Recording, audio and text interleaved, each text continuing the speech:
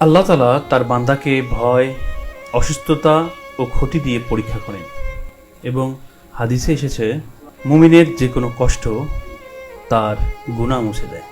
আসসালামু আলাইকুম, শুভ সকাল। আজ বুধবার 21 জানুয়ারি 2026। আজকে কথা বলবো জীবনের কঠিন পরীক্ষা, অসুস্থতা নিয়ে।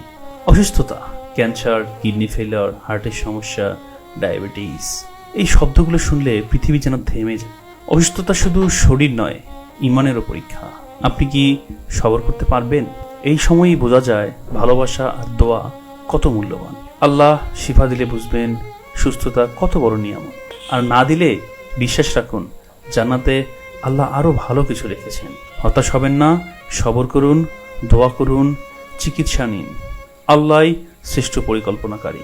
শুভ হোক আপনার সকাল, সবর, শিফা ও আল্লাহর রহমতের সাথে। আসসালামু আলাইকুম।